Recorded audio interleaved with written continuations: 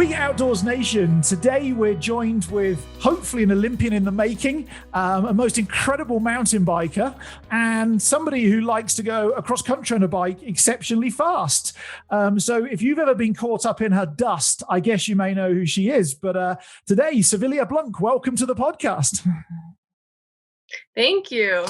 No worries. So tell us, to kick this off, what should people know about you? Oh my gosh. Well, I'm originally from Northern California, a really small town called Inverness, and I'm now living in Durango, Colorado. Going to school here. I'm a senior in college, so I have 1 year left, and I'm also racing. So I stay pretty busy between those two, but been racing since high school. I started in the NICA NorCal League, and then after that kind of kept going. So, yeah. So most kids have bikes and they go and fall off their bikes and break things and break their bikes and all sorts of things. But very few kids go and decide to go and take it and be competitive with it. So what was it that twisted you into racing on the things?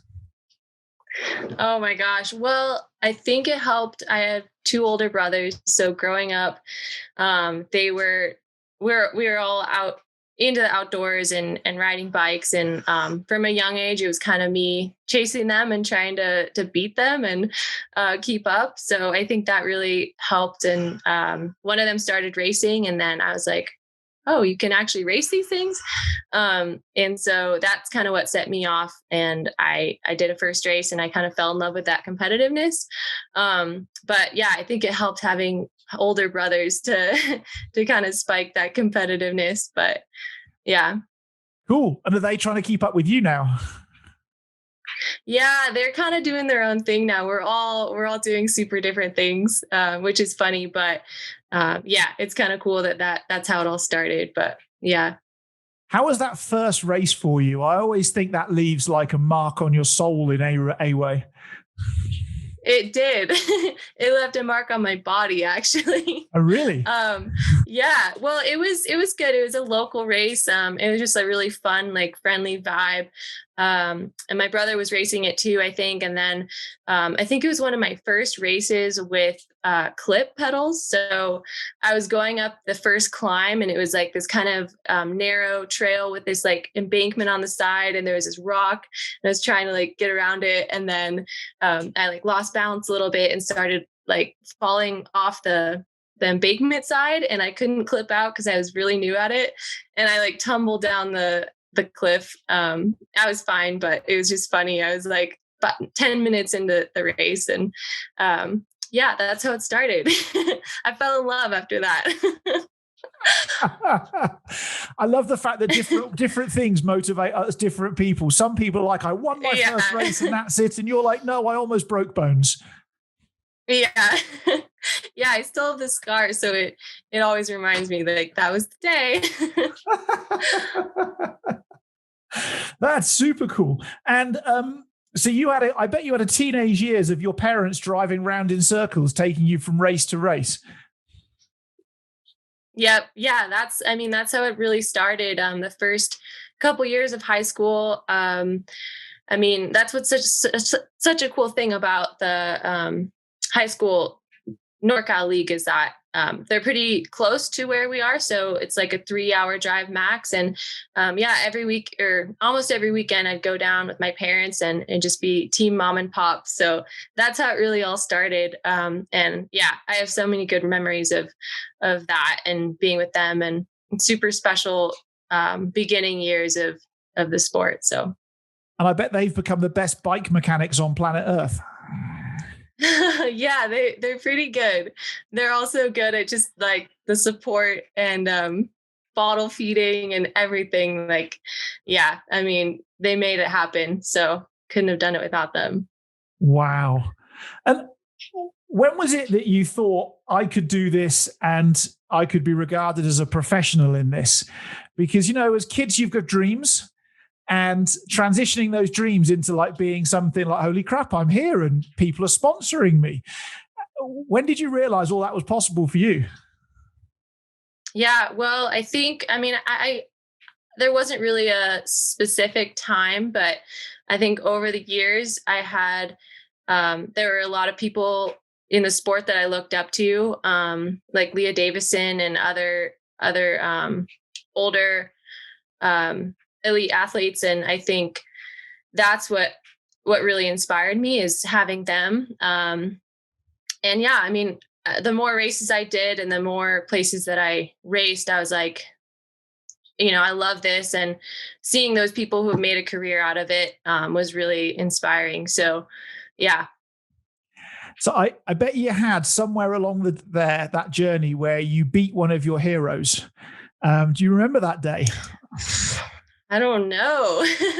I think there was one time, it was at a Benelli US Cup short track, and I was having a pretty good race, but then I think Emily Batty was right in front of me, and we were just coming into like the last lap, the last corner, and I could see her, and I was like, she's been one of the people that I've looked up to. And then it was like a sprint finish, and I passed her, and that was like, I think a proud moment. I was like, whoa, I just beat one of the ladies that I've looked up to for so many years. But yeah, no, I mean, it's so cool. I think what I love about the sport is that like there's always places that you can improve. And it just keeps going. And last year, kind of with no races and having that break, and there's a lot of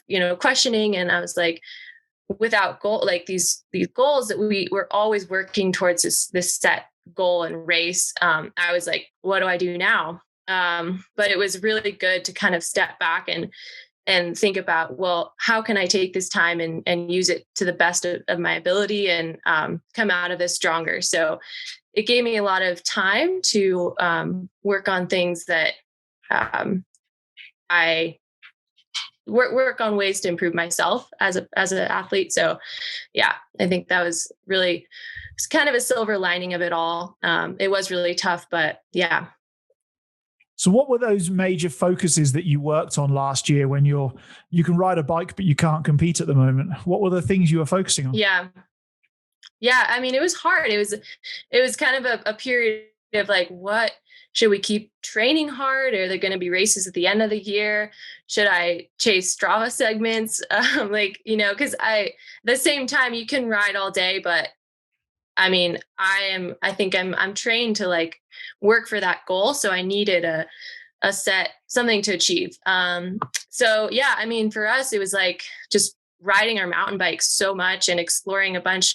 We spent a lot of time up here in Colorado because normally we're traveling, and we actually aren't here except for in the winter when there's snow. So it was really cool to explore like the high country and a lot of different riding. And I think just really working on my technical skills really helped me. And then, yeah, I mean, Strava was like the only thing to like beat, like some kind of a competition thing.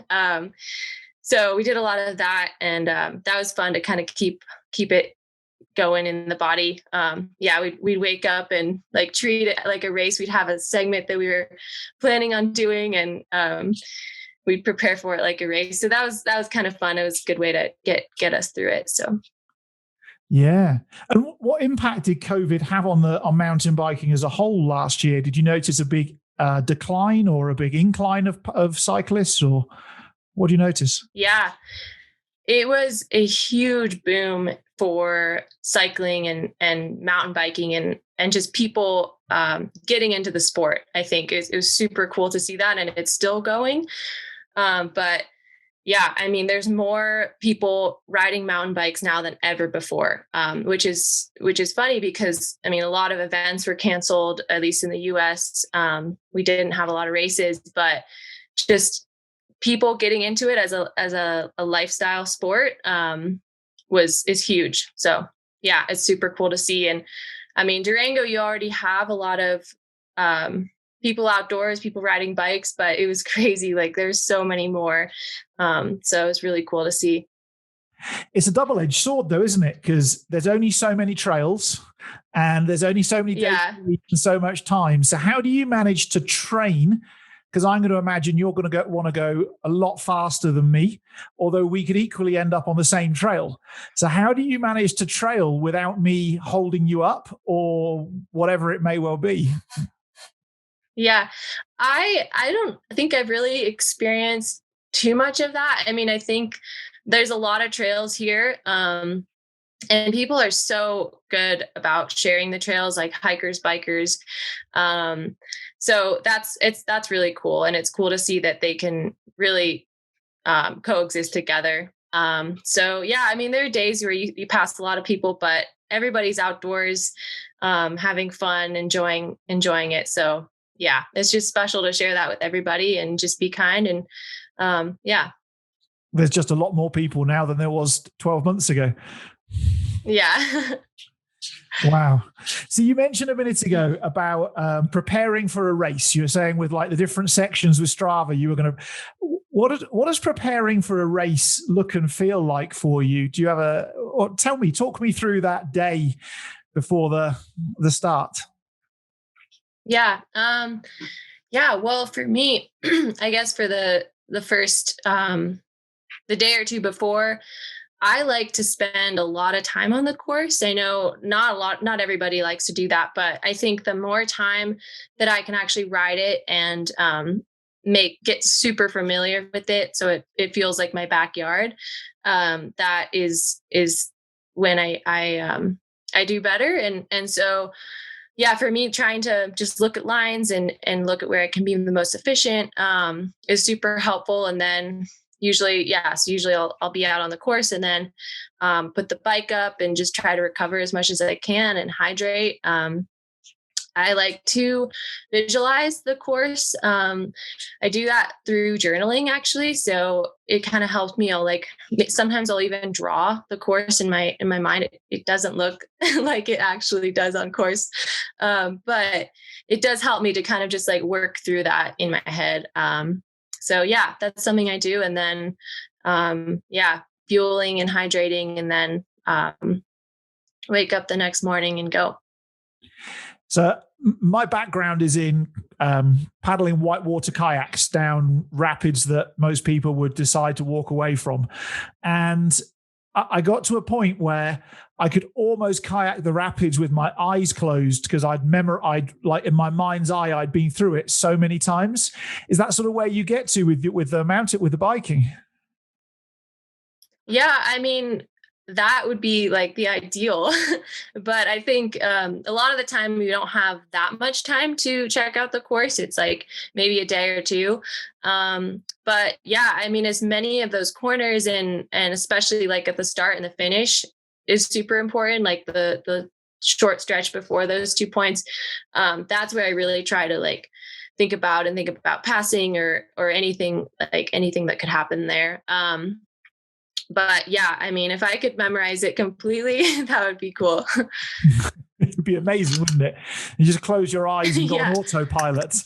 And do you have like a strategy for racing? Are you like balls to the wall, straight off, and that's you? Or are you more conservative?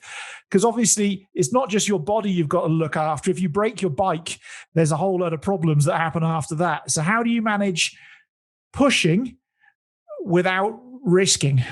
I mean, it's a fine line. Yeah, it is a fine line. Especially when we're on technical courses. I mean, you're redlined on the climbs and then you go straight into a gnarly descent. So it's a hard balance, but focusing on like being relaxed and taking deep breaths right before the descent or things like that. And training that too has really helped me. Like, in the winter, we go down to Sedona, Arizona, which is about 3 hours from Durango. And it's super technical terrain and we're training on it day after day. And it's really physically and mentally demanding. So to be able to train on that, and then you go to a race where you feel the same physical and mental demands, really helps me. So yeah, training as much or as close to how I race is really key, I think. So how do you hold your body together? That always fascinates me because you probably got some obscene way of doing it, but like if you push that hard the entire time, you're going to hurt. So how do you train that hard and still hold it all together? Yeah. Yeah. Well, I mean, it's also like we do bike training, but then I think a big part for me is gym, like in the gym. So um, yeah, I think having that full body strength and really dynamic work, not just like what you're actually the muscles you're actually using when you're pedaling, but being able to react to crashes or something like that is really, really key. So yeah, it's hard, but I think also the more you train, um, the better it is because you are able to adapt to that better. This might sound like a silly question, but have you had some epic crashes? Yeah, I've been lucky to not ever break anything, actually, knock on wood. But yeah, I think I've had some pretty silly crashes. The like couple of weeks ago, I was on a trail in Sedona, actually. Um, one of the most like technical trails there, and I rode everything really well, and then got to like the smoothest part and was just like tired, lost focus for a second, and crashed pretty hard. But it was fine. But it was just funny that it was like, not on the not on the scariest part at all. Of course, it would be like that. That's it. We say in kayaking that most people paddle the hard whitewater rapids and then they capsize and turn their kayak upside down on the flat water at the bottom. They're like sigh and Yeah. relax, and then it goes wrong. Yep. Yep. Yeah. That one, just when you relax, lose focus for a second. It's crazy, isn't it? So how do you keep that focus Yeah. during a race? Because if my memory serves me right, you will do the same circuit multiple times throughout a day, and it's timed. Am I right? Is that right? It's timed. Hmm. Um, Well, usually it's about like a 3 to 4 kilometer lap. And then we do 5 or 6 laps. So it's supposed to be targeted at like hour 15, hour 30. Um, but yeah, it's mainly based on the lap count. okay.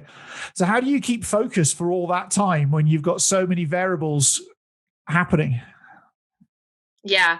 Yeah. Well, it's hard. I mean, on some courses or the laps are really short. They'll take like maybe 15 minutes and we'll do a bunch of them. So that helps me because, each lap I kind of use that as like a reset. So like reset, refocus, go into it again.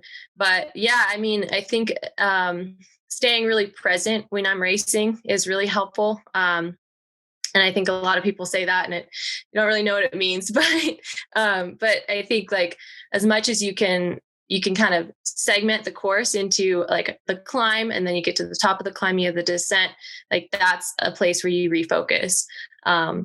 As much as you can do that throughout the lap and throughout the race, really helps. And then also like listening to your body. It's so easy to think about your competitors and who's behind you or who's in front of you, and like what they're feeling like. But the more you can really focus on yourself, which is so much harder to do. But Hmm. yeah, I think that really helps it. And like what your body needs, if you need a drink or fuel. Yeah. And what's your mental strategy for racing? Because there's, from what I can work out, there's in most sports, there's typically two strategies. One is that I ignore the rest of the field and I race my race. And the other one is I'm just going to beat everybody else and screw my race. And like there doesn't seem to be much in between. So what do you? And I think it comes down to personal preference. So what's your personal preference? Yeah, I think I don't know. I think I'm kind of in the middle between those two. I'm definitely trying to be more of like a just focus on yourself, because I think especially as a younger athlete, I used to be really distracted by my competition, I think, during the races, and that wasn't really good for me mentally. So I think more and more I'm trying to really just focus on myself. And if you can really do that, then I mean, you're the only one that's in control of what you can do. So yeah, I think that helps. And my sports psychologist once told me, like, think about it like having blinders on, like a horse. And just everything else is just blur except for what's in front of you. So that kind of visual has helped me too. But yeah. Because everybody has a different race strategy in their own head, don't they? And you get some people who really thrive on being like fourth back from the front, and that's their thing. And they want to go and at the right time just not knock off, just overtake everybody else. And other people just want to be at the front the whole time, and they don't want to be following. Where do you feel most comfortable? People chasing you, or you chasing other people? Yeah, I feel like I like to be kind of maybe like second or third wheel. Because I don't know, I definitely feel like when I'm out in front, you're thinking about the people behind you, even though you shouldn't be. But yeah, I think I like to be kind of in the pack for most of the race. But yeah, I mean, it also kind of depends with each course and each race. Whether it's a lot more climbing or technical or flat, and you want to kind of be in a pack and be drafting and doing that. So yeah, I think it kind of depends. Okay. I always have a preference for being third or fourth. And then in the last quarter of a race, I just like to go and fly past everybody else. That's where I don't like to be chased. I have to be honest. If I'm at the front for too long, that messes with my head. So if I was to give you a piece of paper and a pencil or a pen and say, go design your perfect cross-country trail, the perfect lap. Ooh. Ascent, descent, technical, tactical, the whole lot. What would be your perfect lap? I think it would have some climbing, but probably like maximum 3-minute climb, and then a lot of technical descending, I think. I also I like punchy courses when they're like up and down a lot. So probably have some of that. Yeah, I'd say climbing and technical. Maybe a mix between some rocks and roots. But yeah. Cool. That sounds fun. Let's do it. I was going to say, you should go out there and go and make your own trail. That would be incredible. Let's do it. That's wow. In my world of kayaking, we've often taken bulldozers into really rubbish rivers and constructed our own play wave to go and surf and do stuff like that. And that's quite cool. Wow. So, and then that's super cool. Yeah, especially in rivers that have like a dam release. So they turn the water on for 6 hours. All the water flushes through, they turn it off. And then you can go back in there and go and move the boulders and the rocks around to change how the feature is. And then when they turn the water back on again, you get to go and see whether what you thought was going to be good was good. And you can just keep doing it. That's cool. That's so cool. Yeah, I competed in Spain once at a place just like that. And we did the training for the first week. And then the Spanish team bought a bulldozer in and changed the feature completely. And, and then you had to go and learn something completely new again. It was weird, but yeah. Yeah. So wow, that sounds crazy. Yeah, but it's fun. I mean, can you imagine creating your own trail? Yeah, be cool.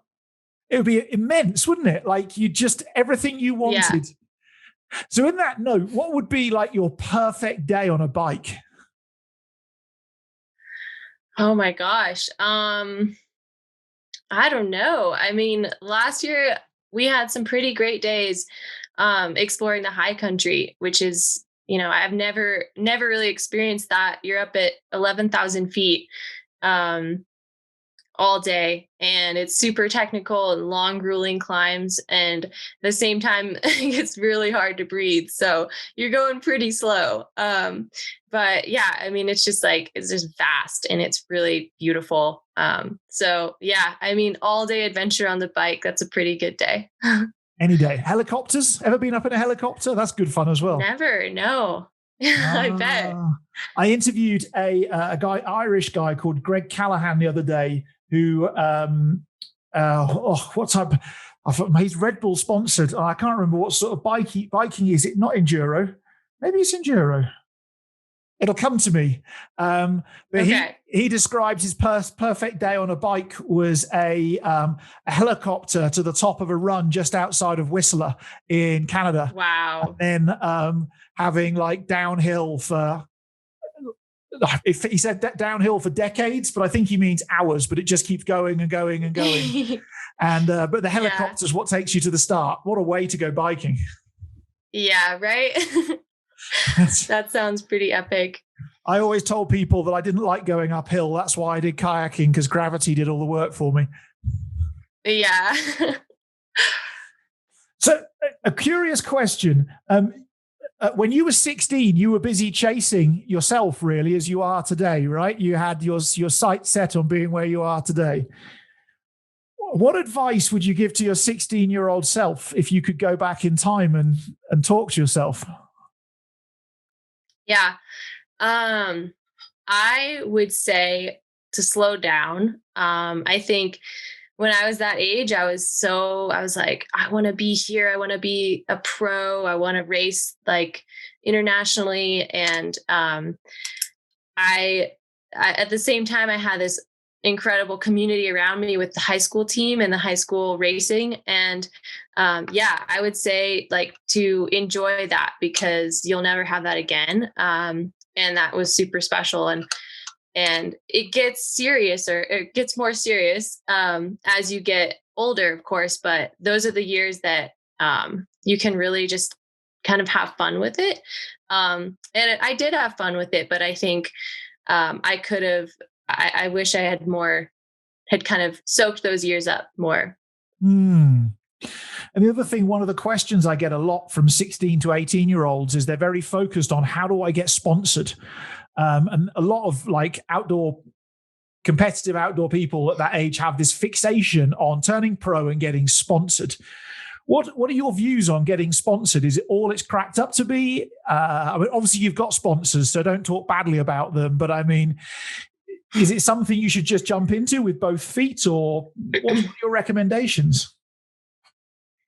Yeah. I mean, I think so. This year, my boyfriend and I started our own team.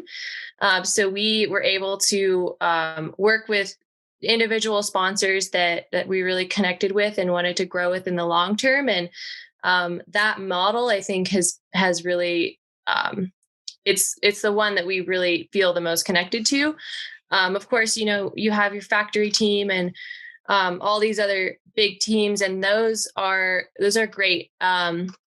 I think for sponsorship, like social media is huge. And for a young athlete, I think they're told that a lot, but it's really important, I think, and being able to share your story and share your personality, because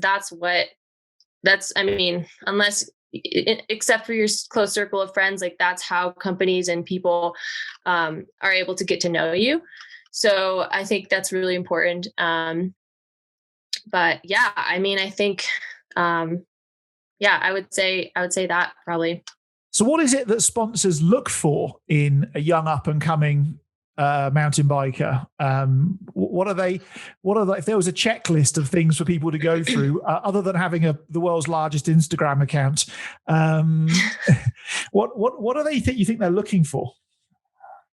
Yeah, I mean, I'd say it depends between companies and brands. I would say, for one brand, it could be results. And for another, it could be completely the opposite. It could be more like storytelling and sharing your experience and being positive. I mean, you could have a bad race and say, I had a bad race, I flatted or whatever, and I didn't do well. Or you could say, I flatted, but it was an incredible day, and I had this great experience, and this is what I'm taking from that, and share that, and you can kind of turn that story and make it positive, and that is really valuable to companies and people. I mean, people want to hear that, So, I'd say trying to do that is really important.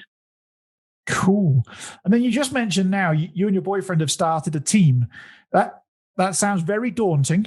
But what? Tell us more about the team. Yeah.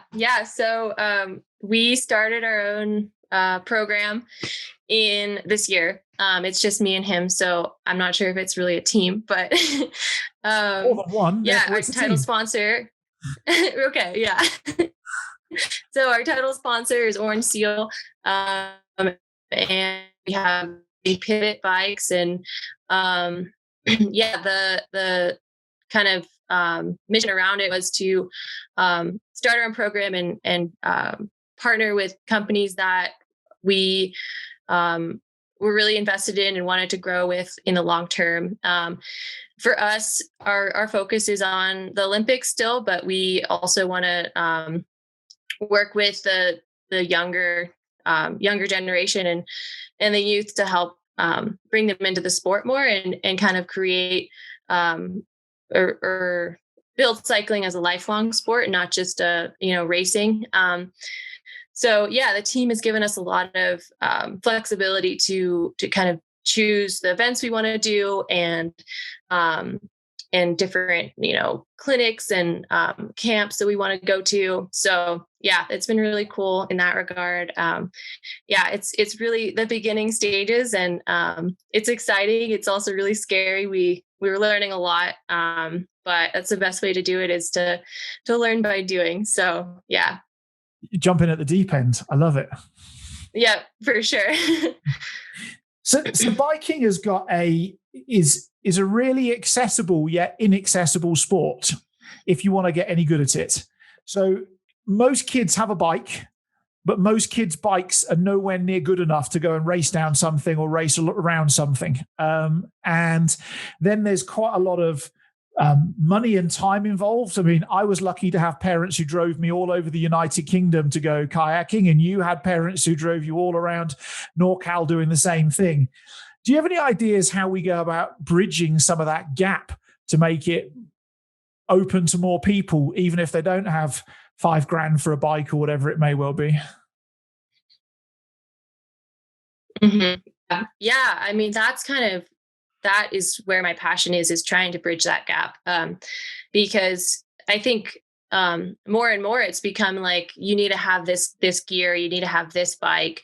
But I started on a really rickety old SETI Reckon, and you don't need to have the nicest equipment. Equipment is not where it's at. I think it's like the experiences and the relationships that you have. Of course, equipment is important, but when you're just getting into the sport, like having a bike is just something with two wheels is incredible, and that's all you need. And I think there's like this kind of social element that you need to have, like the best gear, but really you just need to have the ability to have a bike, any kind of bike. So I think, I don't know.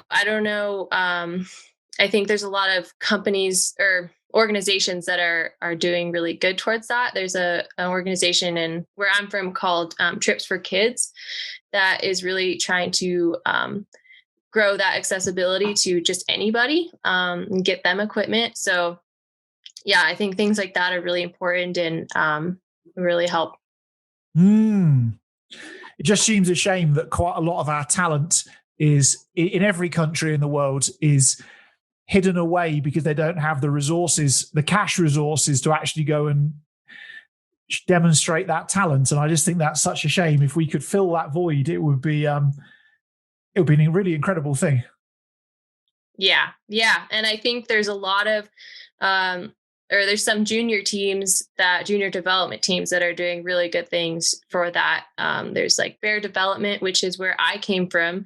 I was with them for 2 years when I was a junior, and they really supported me and helped me, get to that other level that is kind of, that's where the gap is, So yeah. And then, when I was younger, there was this place called the Recyclery that they sold used bike parts and bikes and anything bike related. We'd go there and just like scavenge out parts and build up this Frankenstein bike. And that's what I rode. So yeah, I think like showing people that you don't need the $5,000 bike to start your first race. You just need what you can get. So yeah, that's it. Pedals and 2 wheels and a handlebars, and that's a great starting point. Yep, that's it. Just jeans and running shoes. Well, if it works for Forrest Gump, it's going to work for everybody else. Right? Yeah. That's incredible. Okay, cool. So tell me, you've mentioned the Olympics several times. We've obviously got Tokyo this year. Well, hopefully we have Tokyo this year. And then hopefully we have Paris in 2024. What do the next few years look like for you to stack the odds in your favor? Because there's only so many places in the team. And I've obviously spoken to Hannah, who we both know, who's also got her eyes set on an Olympic space in the team as well. So there's probably 3 times as many ladies going for as many spaces as there actually are. How do you stack the odds in your favor? Yeah. Well, for cross-country mountain biking, we don't have like a one event that's like the selection event. Is kind of a build-up over many years. So the race, I guess, if you want to call it, kind of starts now, because, for 2024, we have 3 years, and what I'll be focusing on is gaining points, UCI points. So those can be gotten at World Cup events or races that have UCI points. I think 2020 was a hard year for everybody because everybody lost a lot of points. So the rankings are kind of all over the place right now. But yeah, I think for me, I'll be focusing on World Cup races and gaining UCI points. And then as we get, 2-1 years out, it'll be a really big focus on results at those races. And so do they just select the ladies with the most amount of points to go into the team, or is there talent? How does that work? Yeah. Well, it's kind of based off of both. It's kind of points and results. So as you get about like a year out, it's certain like World Cup and World Championship events are the big focus for those results for automatic qualification. But then there's discretionary selection. So that comes later and based off of results and points. Do you end up with, is there a season, or are you like every other weekend you're competing somewhere? Yeah.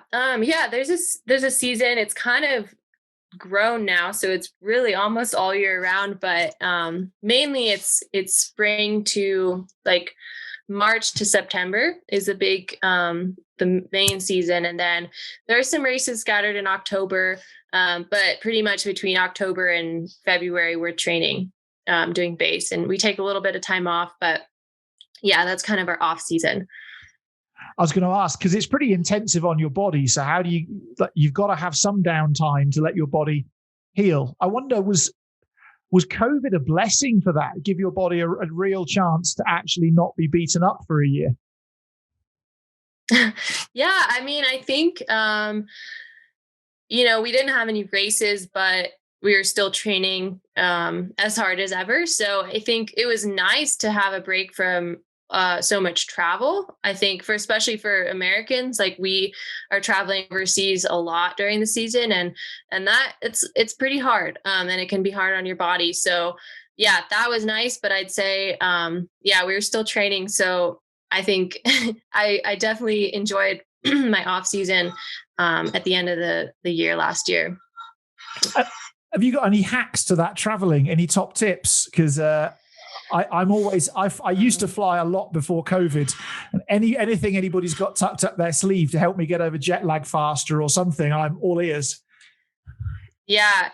I mean, if you can sleep on the flight, that is amazing. And that's good.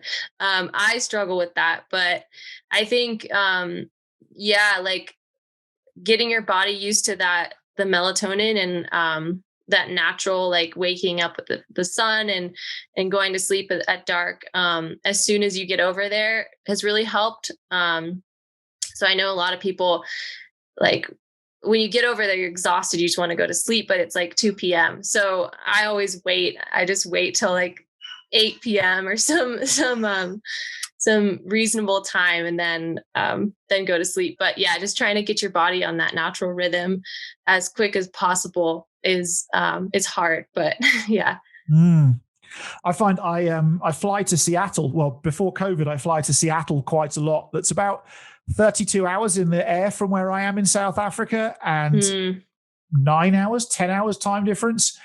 And I find that if I can have a meal and have a really hard, I hate running, but a really hard run, and then just keep myself up to, like, as you say, 8 p.m., like almost force yourself, it actually makes a huge amount of difference. Whereas if you just crumble when you get there, it makes a disaster for days. Yeah. That's key. That's brutal though. 32 hours. Yeah, I remember the longest travel day I think was when I flew to Australia for World Championships in 2017.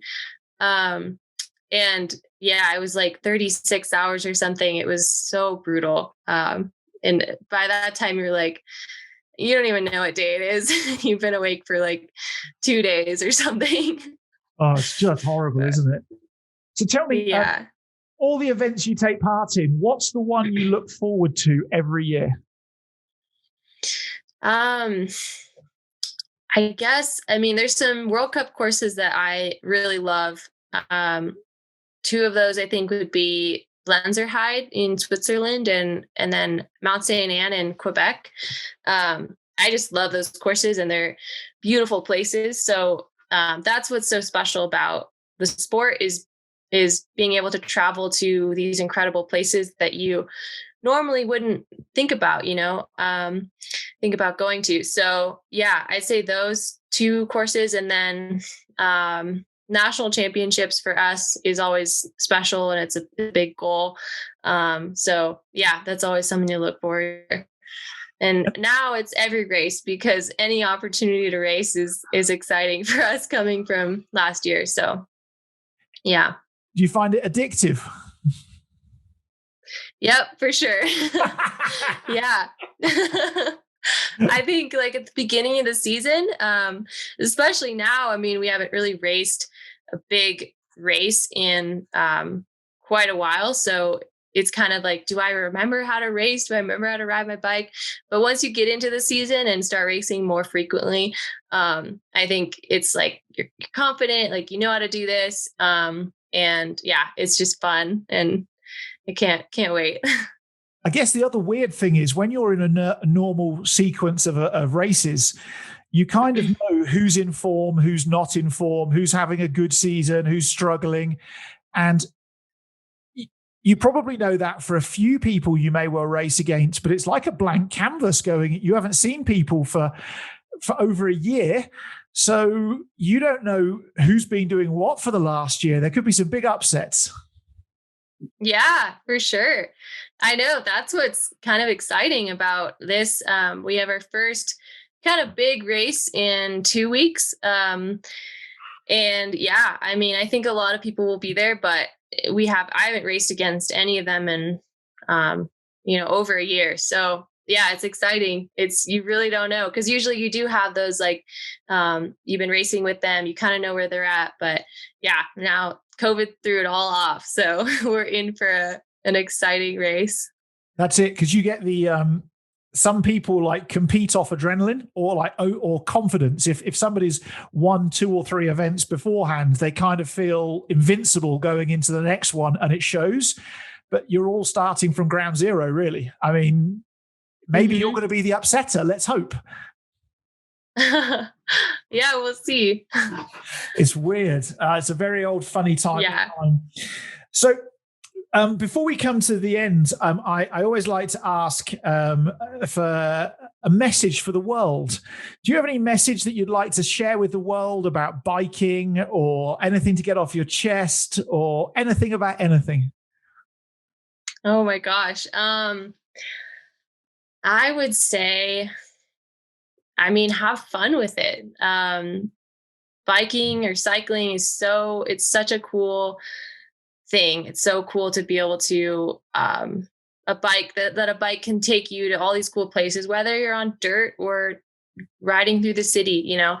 And so, yeah, just, I think for me, like, I wish sometimes I'm like, I just want to slow down and enjoy this. Like, this is such a cool vehicle of transportation that, I get to use for my job. And so I think for anybody getting into the sport, like, it's really cool, and just to enjoy and have fun with it, and yeah, enjoy where it can take you.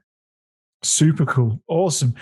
Well, Savilia Blunk, we want to wish you all the well going forwards towards your first race, next race rather, in 2 weeks' time, and all those that will get you onto the Olympic team for 2024.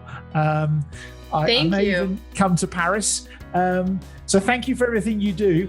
I don't think you realize this, but I would bet there is a stack of young 16-year-olds you chasing hot at your heels, who've got their eyes on being sat just where you are now. And that might sound daunting, but also the world needs people to inspire the youth to go and do incredible things. So thank you for everything you do. Thank you.